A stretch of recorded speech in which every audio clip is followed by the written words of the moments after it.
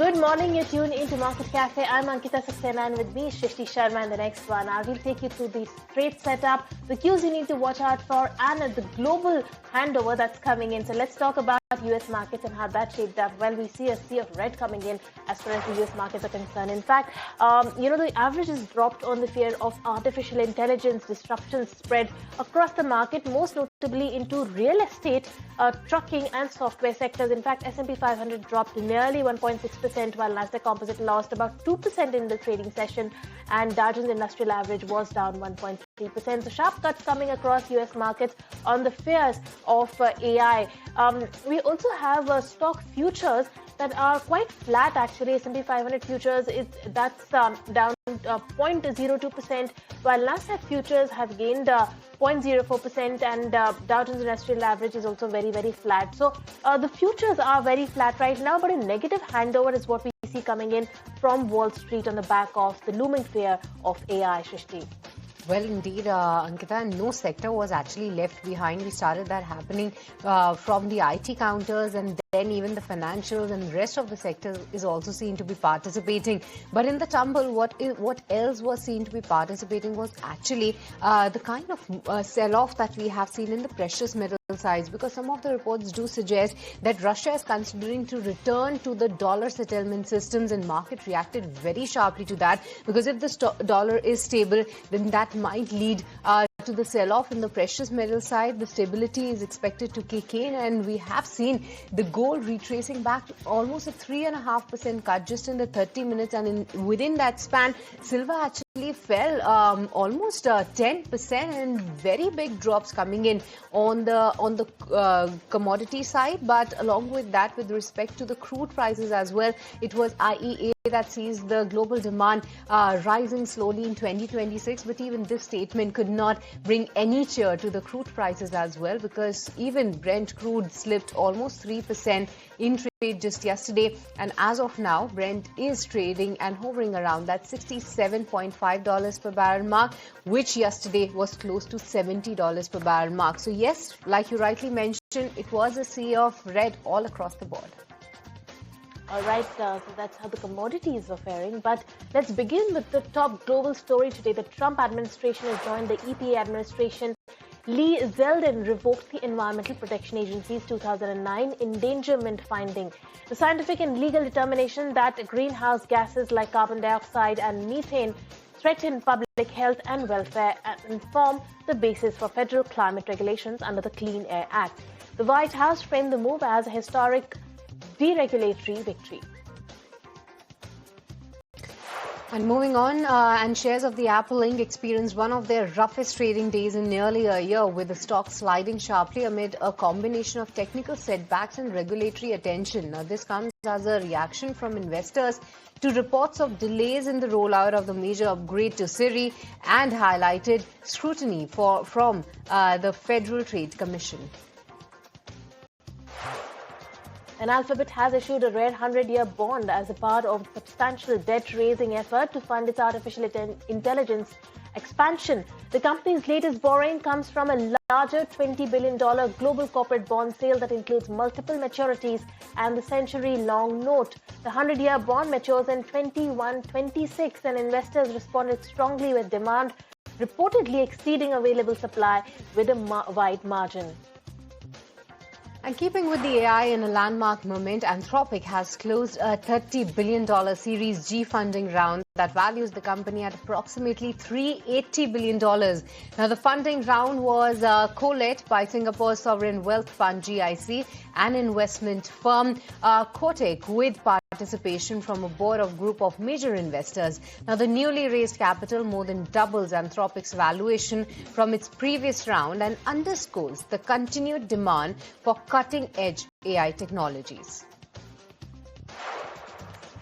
And German luxury automaker Mercedes-Benz has reported a sharp decline in full-year earnings for 2025, underscoring mounting pressure from the global tariffs and challenging conditions in the Chinese market. The auto giant said that its operating profit before interest and taxes dropped about 57% last year to 5.8 billion euros, which is significantly below the analyst expectations and roughly half the level posted in 2024.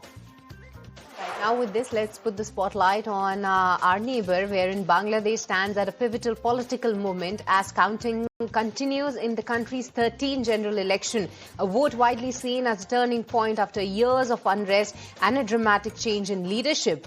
Polling stations closed after a day of voting marked by heavy security and steady turnout across nearly 300 constituencies. Now, early and unofficial results now show the Bangladesh Nationalist Party, led by Tariq Rahman, emerging as a clear frontrunner. Initial counts suggest that BNP has crossed the halfway mark needed to form a majority in parliament. Now, final certified results are still being compiled, but for now, Bangladesh appears to be on the cusp of a significant political transition. We'll continue to monitor the developments as they unfold. जिस प्रकार से बांग्लादेश में एक सुविधा मिली है कि अगर raw material America से खरीदे, उसको प्रोसेस करके कपड़ा बना के एक्सपोर्ट करें, तो वो शून्य रेसिप्रोकल टैरिफ पे जाएगा। वही सुविधा भारत को भी है और भारत को भी मिलेगी।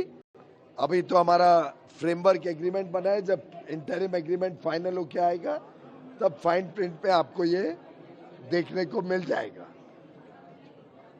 और साथ ही साथ ये भी बता दूं कि भारत के किसानों को ये भी लाभ मिलेगा कि कई सारे ऐसे वस्तु अमेरिका में, यूरोपियन यूनियन में, यूके में, स्विट्जरलैंड, नॉर्वे में, ऑस्ट्रेलिया, न्यूजीलैंड में अब यहां से एक्सपोर्ट होंगे बड़े मात्रा में।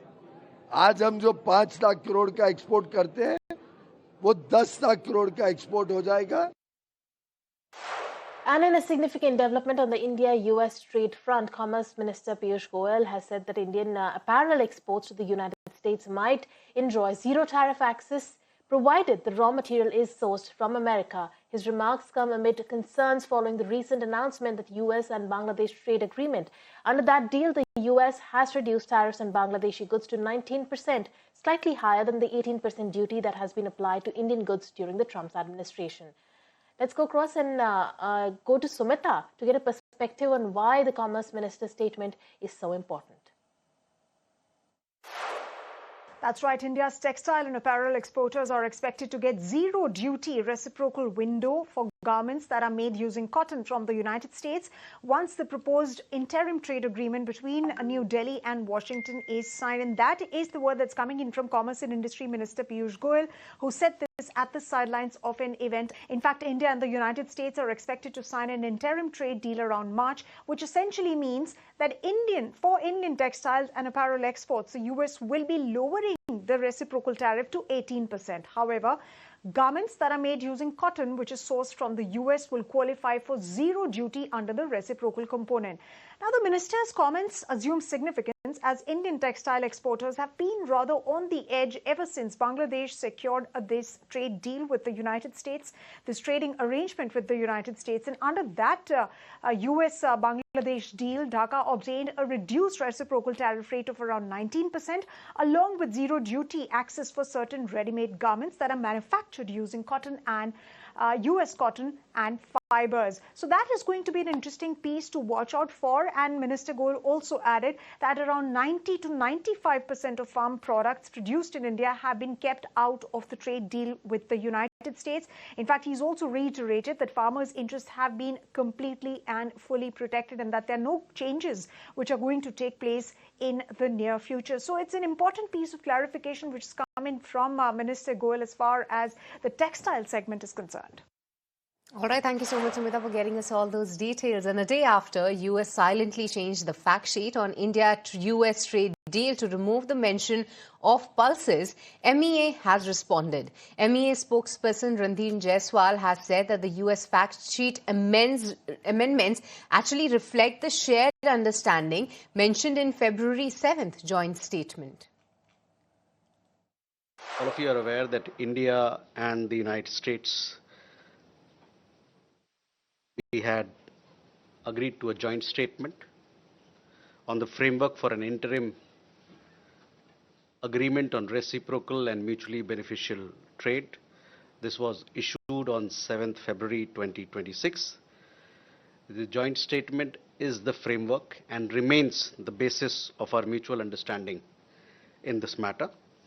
Both sides will now work towards implementing this framework and finalizing the interim agreement.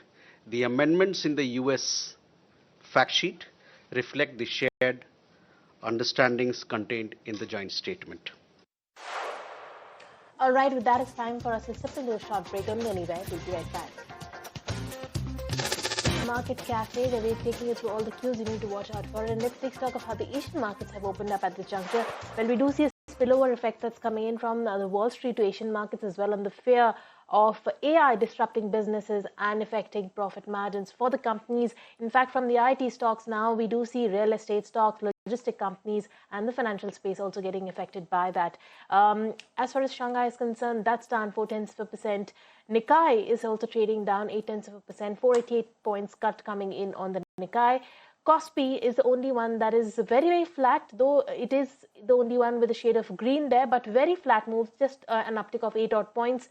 Hang Seng Index is trading down 1.5%, and S&P ASX 200 is also down 1.3%. So a spillover that's coming in from the US markets. Let's pull up the chart for GIFT Nifty as well to see what Nifty will look like.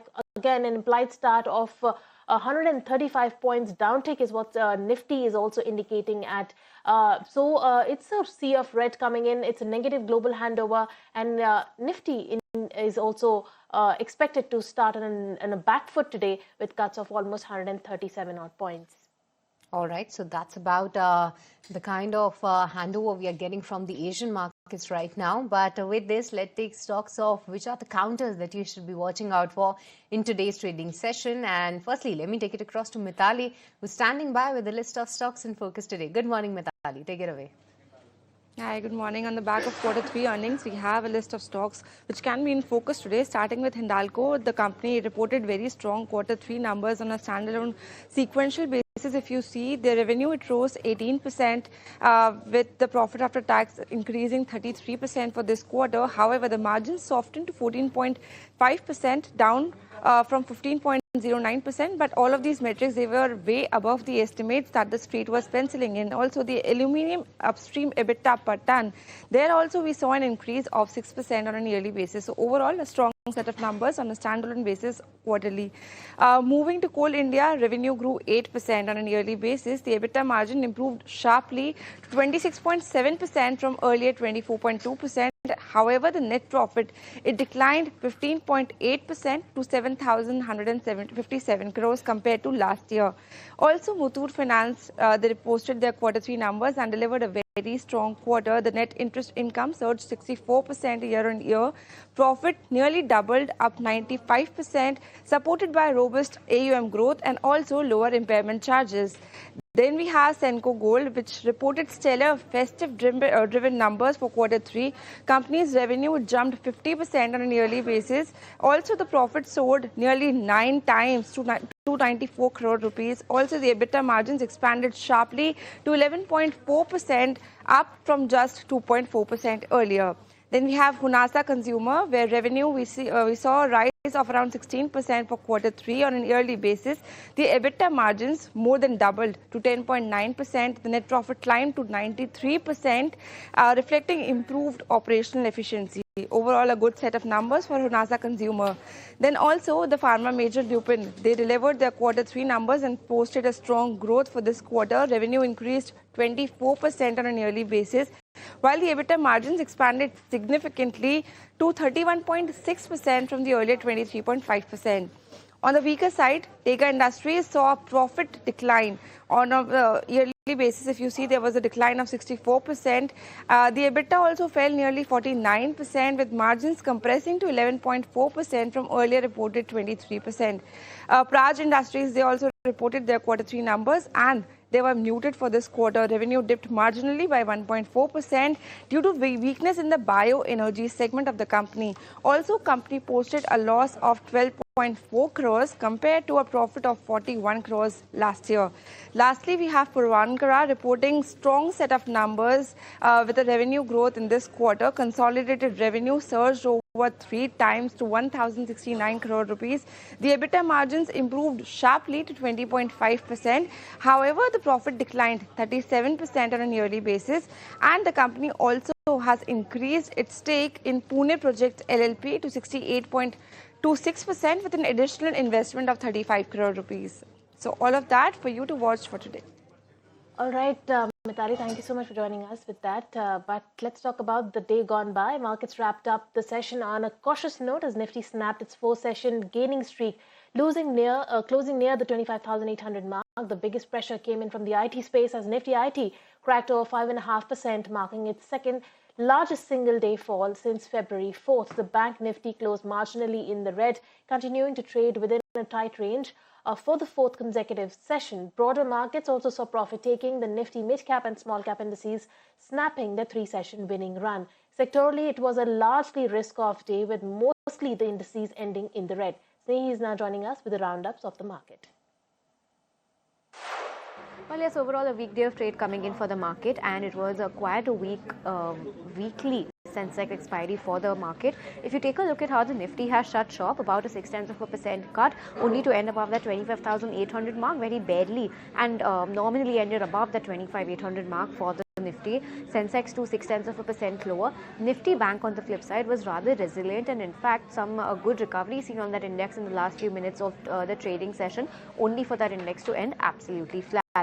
From the broad end of the market, also some cuts seen on the mid-cap index, lower by 0.5%. The Nifty small-cap index was also lower by 0.6%. So that's the take on the broader index. The advance decline ratio was quite in the favor of the advances. If you take a look at some of the Nifty gainers, it was names like Bajaj Finance, a block deal was seen over there. Shriram Finance, Eicher Motors, ICICI Bank, Trend, BEL, SBI, some of the outperformers.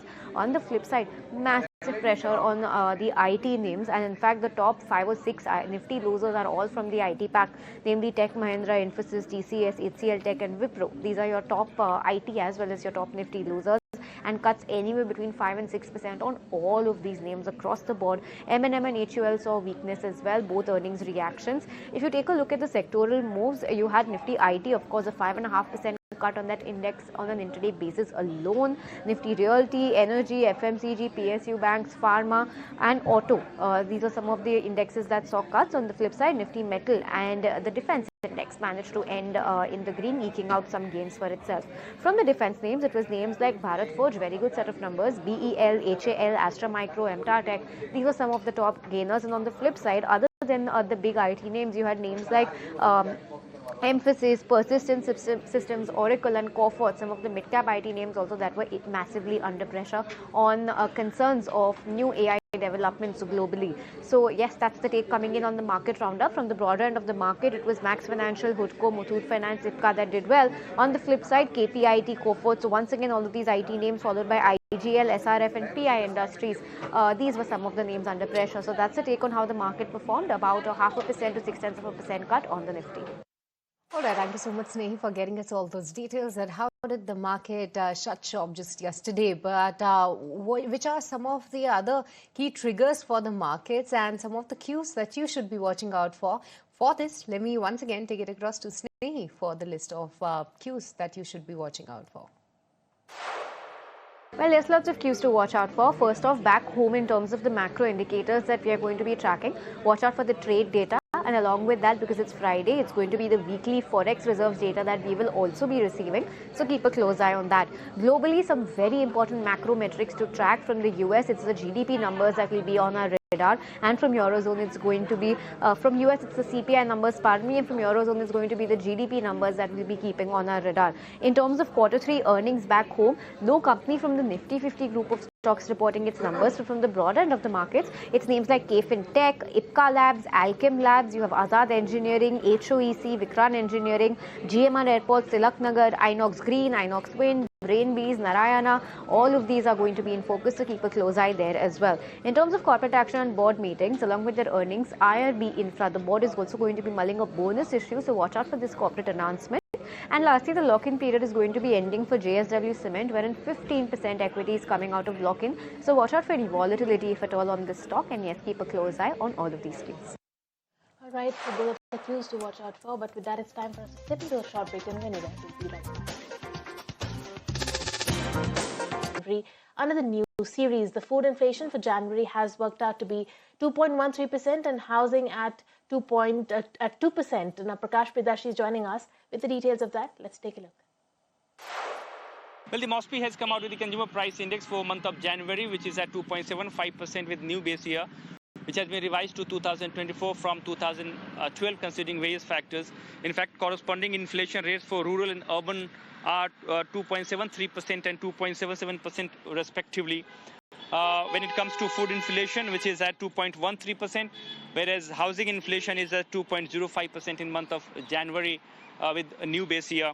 When it comes to top 5 items with high inflation at all India level in the month of January are silver, jewelry, tomato, coconut copra, gold, diamond and platinum, and coconut oil. These are top 5 high inflation items. Along with that, there are key deletion and addition to the list as well. Some key items have been added to the list. These are rural housing, online media service provider, streaming services, value-added dairy products, barley and its product, pen drive, external hard disk, and so on. Some items have been removed from new basket. These are VCR, VCD, DVD player, and hiring charges, radio, tape recorder, and so on. And these changes have been made primarily using Household Consumption Expenditure Survey 2023-24. MOSPI has made it very clear that the objective behind these changes are to get actual and accurate data in changing economy, which is aligned with global practices. Therefore, key changes have been made, and the first CPI index has been released by MOSPI with the new base year using 2023-24 household survey. All right, and CEA V. Ananta Nageshwaran spoke on the new series of CPI data. Let's go across and listen into that. Alignment with the international accepted COICOP 2018 framework strengthens confidence in the relevance and quality of visual statistics and increases their comparability across nations. The combination of updated weights, expanded coverage, and improved methods for collecting and collating data demonstrates the capacity to systematically modernize core statistical indicators. I said this is the first installment of this.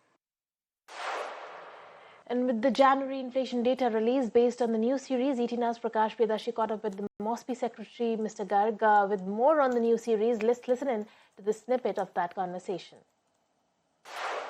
In IIP, the changes in the products that are produced and the industries that have come up would get reflected. Right. Over a 10-year period, the structure of the economy has changed. We have a much greater digitalization which has happened, especially since 2015 when Digital India was introduced. And new data sources have come up. For example, GST is available. That gives a much more granular idea of the different sectors of the economy. We have e-Vahan data, which gives an idea of the transport sector. Apart from that, we have introduced new surveys. For example, now we have an annual survey of the unincorporated sector enterprises. So we get much more deeper information about households, services and activities than we had previously. The periodic labor force survey is now a monthly, we bring out the data, and we bring out quarterly and annual, which with greater granularity and deeper insights into each of these. Apart from this, we have started some new surveys like the time use survey, which we did in 2019 and 24. And we'll be doing the All India Debt and Investment surveys. So there is a change in the structure of the economy, so that industries change, the products change. There's a change in the digital part of the economy. There's a change in data sources. And we have more deeper information of various sectors. So a combination of this will ensure that the GDP data is so much more representative of the present structure and the present methods, and all this will get reflected in the new GDP and the II. There would be some change in the GDP numbers, but our expectation is that there should not be significant changes. It's too early for me to talk about them because it's even the previous series, we use indicators and we keep on adding new data sources as they become available.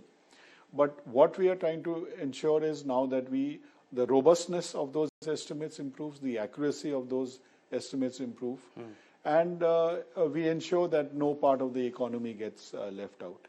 So our focus is much more on the robustness and the accuracy of the numbers. We are in a way agnostic of what the numbers actually are. All right, and moving on to another story, and Central Bank has issued draft norms on the recovery of loans and engagement of recovery agents. ET Now's Ankur Mishra is here with more details. Yes, Reserve Bank of India has come out with a draft norms on recovery of loans and engagement of recovery agents. Now, these norms will be effective from 1st of July 2026. That is a proposal. Still, these are the draft norms. But what are the rules saying? The rules are saying that there should be mandatory training for the recovery agents, and also banks needs to display the list of impaneled recovery agents, and also there is a mandatory fair treatment of borrowers during recovery process. Now, there were complaints that there were unauthorized calls by the recovery agents in VRs. Now, there is a clear distinction which has been given that the calls will be made only between 8 a.m. to 7 p.m. and it cannot be beyond that time, and recovery targets and incentives will not be there for the recovery agents, so that it is kind of propagated or unethical practices are there, and no legal action or asset possession will be there as a first practice. Now, these are all based on the board approved policies that needs to be governed by the bank, but there should be due written notice which needs to be given to the borrowers before any kind of engagement. All in all, it is a kind of an overhaul which Reserve Bank of India wants for recovery agents as far as the point of view of borrowers, and now the draft norms have been released for that. And well, when 1 week after the AI company Anthropic launched its powerful new Claude co-work tool to compete with the industry-specific plugins or for legal, finance, sales and data tasks, tech stocks have remained under heavy pressure. The release has fueled investor fears that advanced AI agents could disrupt and even replace traditional softwares as service platforms. Now, the enterprise software names like Salesforce and Workday, along with data providers such as Thomson Reuters and FactSet, have seen sharp declines, some even shedding 10 to 15% or more in the recent sessions. Overall, the software sector has lost hundreds of billions in market value amid concerns over an accelerating AI disruption wave. Analysts are divided. Is this a short-term panic or the start of a deeper shift in the tech landscape? Markets will be watching closely as the debate continues. Let's go across and listen in to Ishika, who's here with the details of the story. That's right. So AI disruption has caused a broad-based sell-off across US tech as well as Indian IT companies, right? It is because AI poses a structural risk to the business model of these IT companies. And these companies have been reacting ever since the Anthropic as well as Palantir triggers. Now, here's how the Indian IT stocks have reacted yesterday. There was a massive fall in response to the AI fears. Now, large cap IT stocks such as TCS, Infosys, HCL Tech, etc. have fallen more than 32% to 27% and even 17%. And mid-cap IT companies such as Coforge, Mphasis, Persistent Systems have also fallen by 29% to 30% from 52-week highs. Massive falls, right? And talking about their falls from all-time highs, they're down almost 30 to 40% from there, including both large cap as well as mid-cap IT stocks, and most stocks are at their 52-week lows as we speak right now, such as TCS and Wipro in large cap and OFSS in mid cap. And talking about their valuations, they're at the lowest in 5 years. So yes, we can continue to expect this reaction from IT as well as tech going ahead, unless our companies embed AI deeply in their operations. Otherwise, they will get disrupted. Back to you.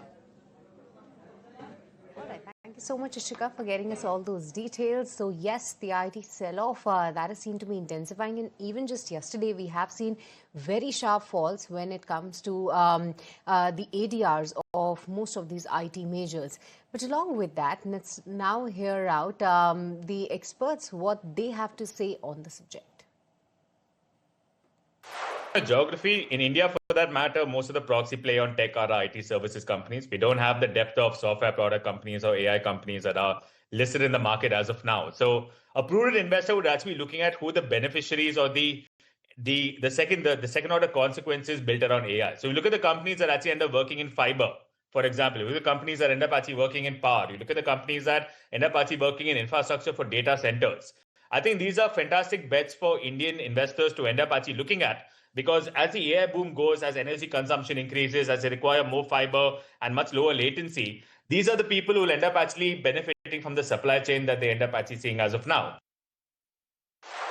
I don't think that now is the time to buy these software names that have been impacted by AI. It's just unclear where the multiple compression ultimately can go. So usually speaking, something like this new happens to the market and these stocks will take a hit. So the software companies see a new existential risk, then they get hit and the multiple compresses. Now it's been overdone in the near term, so you could see a bit of a bounce in them. But going forward, we're just not sure that this existential risk will be resolved in any kind of real way that actually leads to flow of funds really coming back to these stocks right now. I think that it will take 3 or 4 quarters now going forward for the companies in question to really prove to the market, hey, look, this risk is not real for us. We actually do have a place in the new world order, call it, with these AI bots out there.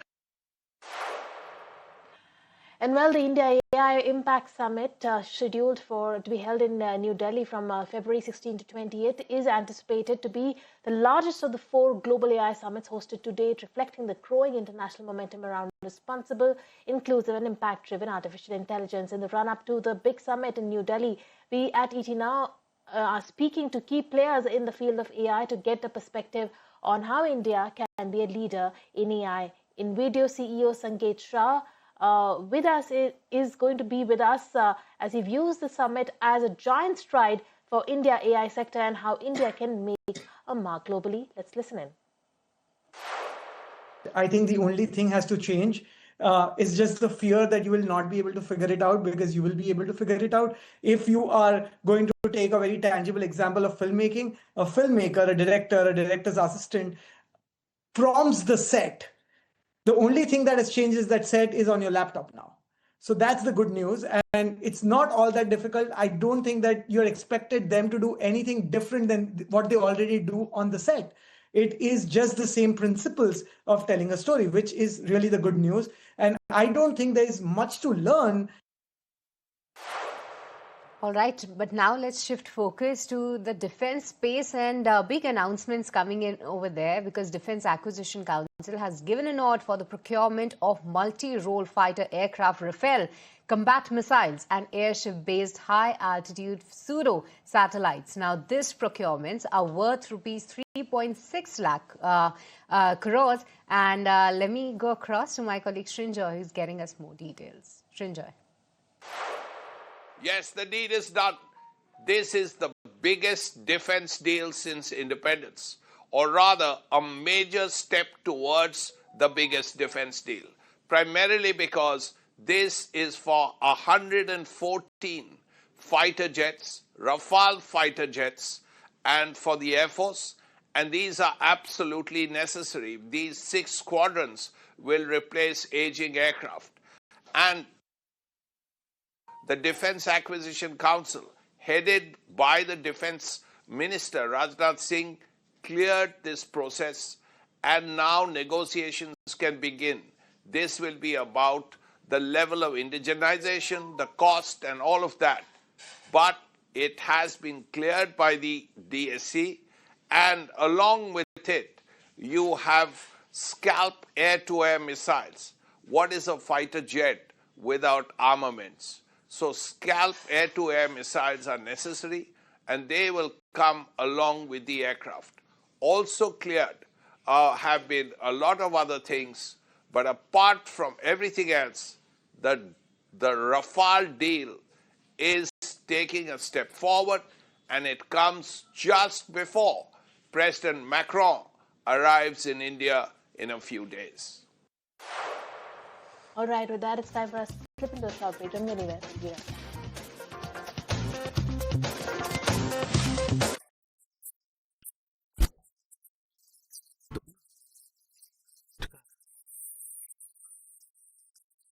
Joining us with all the number crunching, let's take a look. Talking about Hindalco's standalone basis, on a sequential basis, company has reported a very strong set of numbers. Company's revenue, there we saw an increase of around 18%, while the EBITDA rose 14% sequentially. However, we saw a marginal dip in the EBITDA margins, which came down to 14.52% from the earlier 15.09%. However, the net profit, we saw a jump of 33% there on a quarterly basis. And breaking down on a segmental wide basis, if you see the aluminium part, the upstream aluminium was up 14% on a yearly basis, driven by higher volumes and also better realizations. The upstream EBITDA per ton improved 6% on a yearly basis. Talking about their downstream EBITDA, there we saw a surge of around 55% year on year, aided by strong shipments and also favorable product mix. Downstream EBITDA per ton, it rose 35% on a yearly basis. Now moving to copper, the revenue surged 33% on higher copper prices. However, the EBITDA declined 23% as the company navigated weaker TC and RC markets. Now, moving to the consolidated performance for Hindalco, revenue was largely flat, sequentially up just under 1%. The EBITDA fell 11% sequentially, while their margins contracted to 12.02% from the earlier 13.57% in Q2.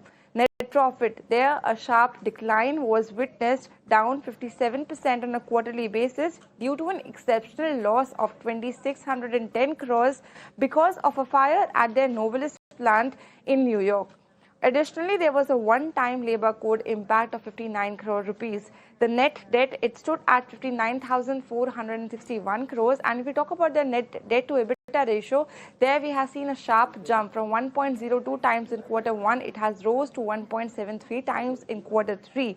But management has guided that they are safer below 2 times of the EBITDA ratio. So overall, a very good set of numbers if you see on a standalone basis, but mixed set of numbers on a consolidated basis. Back to you. All right, a mixed set coming in as far as consolidated basis is concerned. But let's talk about Muthoot Finance. It was a robust Q3 for Muthoot Finance. The gold loan financiers was driven by strong loan growth amid high gold prices. Mithali, take us through the details for that as well. Right, you rightly said that Muthoot Finance has delivered a very strong set of numbers for Q3. The net profit, we have seen doubling year-on-year net profit to 2,656 crores for this quarter. The net interest income, it surged 64%, while their total income also has seen a rise of 64% on a yearly basis. The assets under management, they grew 51% to 1.47 lakh crore rupees, led by a 50% of jump in their gold loan AUM.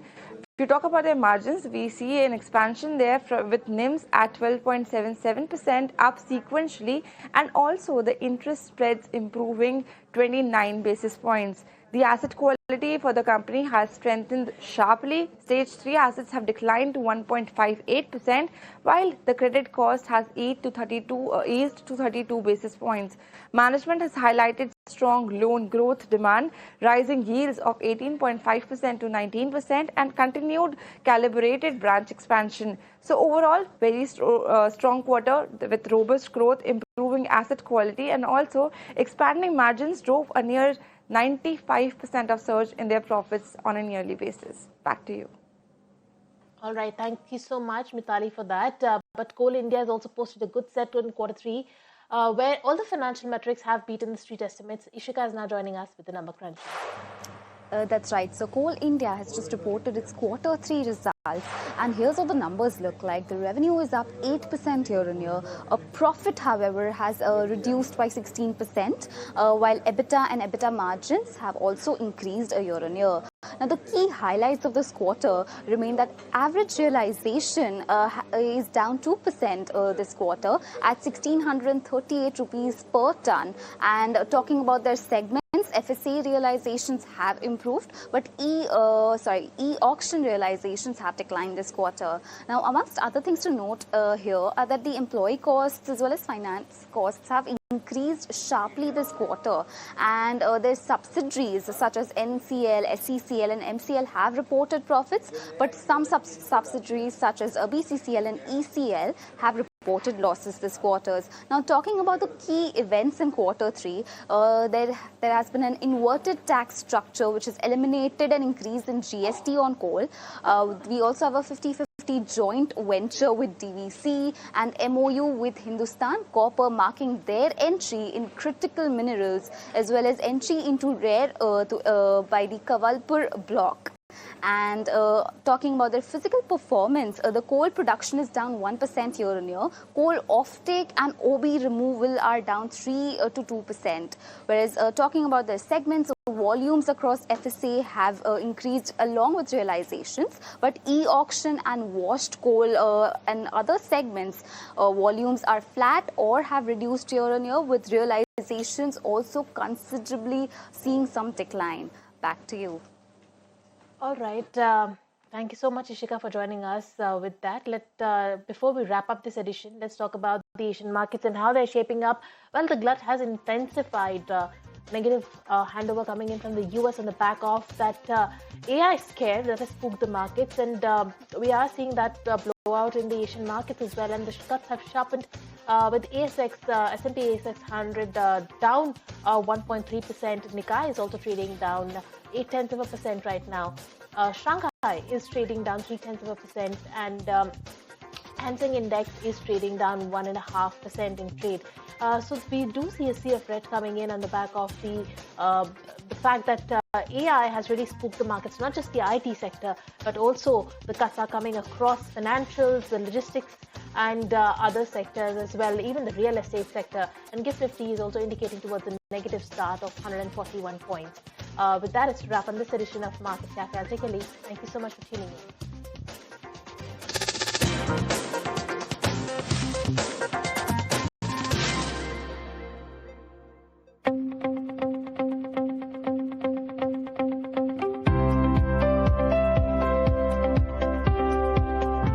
Asia's largest business gathering returns. Over 2 days,